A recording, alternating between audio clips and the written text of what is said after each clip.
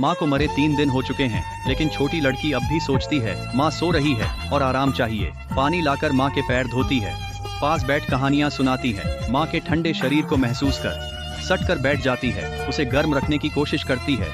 माँ अपनी बेटी को छोड़ नहीं पा रही है, एक आत्मा बन गई है, चुपचाप उसके पास रहती है और देखती है कि उसकी बेटी उसके लिए क्या कर रही है। माँ का दिल दर्द से भरा हुआ है। ये तब तक नहीं हुआ जब तक पड़ोसियों ने घर से कुछ अजीब गंध नहीं सूंघी। तब उन्होंने छोटी लड़की के पिता को बुलाया कि वह जांच करें, लेकिन पिता ने अपनी पहली प्रेमिका से बहुत पहले ही दोबारा शादी कर ली थी। अपनी पत्नी के शव का सामना करते हुए वह शांत रहा और बस अंगरक्षकों को ले जाने कहा। छोटी लड़की केवल रो सकती थी क्योंकि माँ छोड़ गई थी। उसने अस्पताल में चुपके से अपनी माँ के शरीर को ले जाने और लिंगशुआन जाने का फैसला किया।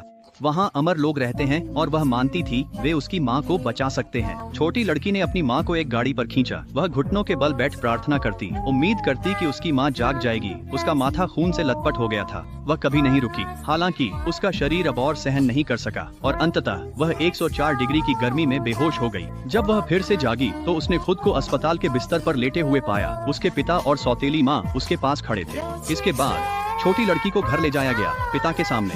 सौतेली माँ ने वादा किया कि वह उसे अपनी बेटी की तरह ही प्यार करेगी। इससे पिता को कुछ सांत्वना मिली, लेकिन जैसे ही वह गए, सौतेली माँ ने छोटी लड़की का हाथ झटक दिया और उसे चाय लाने का आदेश दिया। उसका बेटा छोटी लड़की की माँ का निर्दयता से अपमान करने लगा। छोटी लड़की ने गुस्से में आकर लड़के को धक्का दे दिया। यह देखकर सौतेली माँ दौड़कर आई और छोटी लड़की को जोर से थप्पड़ मारा। उसने उसे सोफे पर दबा दिया और बेरहमी से पीटा।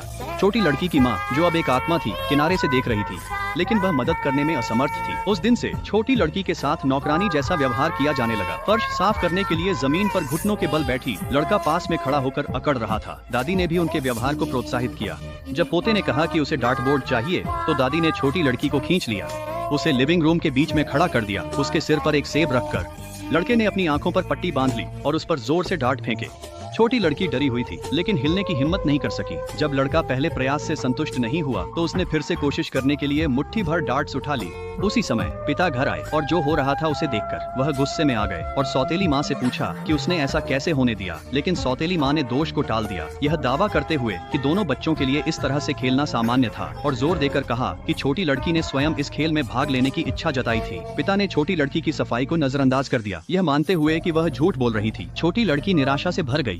वह रोते हुए अपने कमरे में भाग गई, अपने आप को कंबल में छुपा लिया, इस दर्द भरी दुनिया से भागने की उम्मीद में। बाद में सौतेली माँ को नौकरानी से पता चला कि छोटी लड़की के पास 30 मिलियन की विरासत है। अप्रत्याशित रूप से लालच से प्रेरित सौतेली माँ ने पैसे के लिए छोटी लड़की को मारने की योजना बनाई।